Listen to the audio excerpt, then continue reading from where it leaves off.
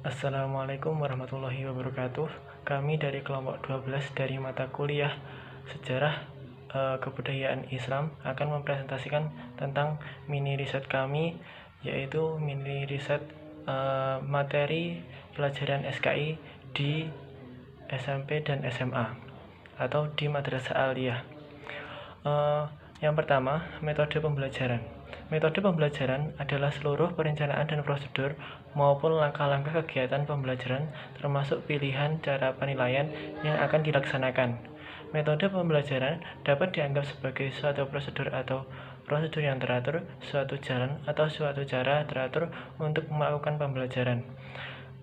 Dalam penelitian kali ini, penulis melakukan penelitian di Pondok Pesantren Darul Huda Maya, yaitu kepada Bapak Mahmud Ramdhani mengatakan dalam pembelajaran sejarah kebudayaan di Madrasah Aliyah Darul Huda, beliau memakai metode pembelajaran sebagai berikut. Yang pertama yaitu metode presentasi.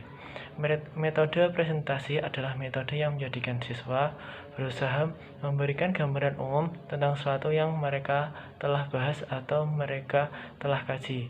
Metode pembelajaran presentasi dalam kegiatan pembelajaran ini memberikan kesempatan kepada siswa untuk mempresentasikan hal yang telah dipelajari atau yang telah diteliti. Yang kedua yaitu metode mind mapping. Metode mind mapping atau peta pikiran adalah metode pembelajaran yang dikembangkan oleh Tony Buzana, Kepala Brand Foundation. Peta pikiran Indonesia adalah metode mencatat kreatif yang memudahkan kita mengingat banyak informasi setelah selesai. Catatan yang dibuat membentuk sebuah pola gagasan yang saling berkaitan dengan topik utama di tengah, sementara subtopik dan perincian menjadi cabang-cabangnya. Cabang-cabang tersebut juga bisa berkembang lagi sampai ke materi yang lebih kecil, sebagaimana struktur keturunan manusia yang bisa berkembang terus sampai setiap hari, hingga terbentuklah sebuah sistem keturunan manusia sampai hari akhir. Yang ketiga yaitu campuran.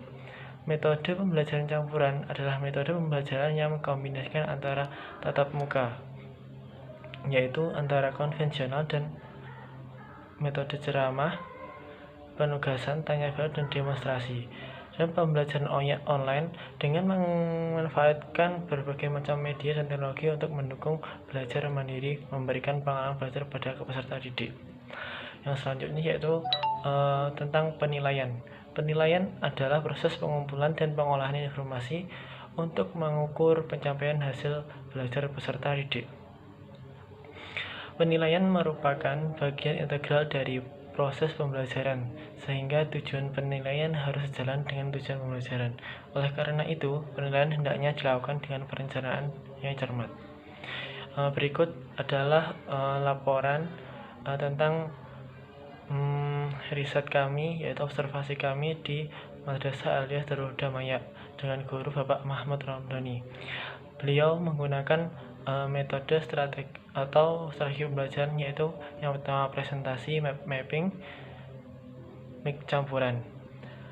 Selanjutnya, strategi pembelajaran di MFL lebih mendominan kepada mapping karena melatih anak agar kreatif. Dengan menggunakan mapping, maka akan terlihat mana anak yang paham dan mana yang anak tidak paham.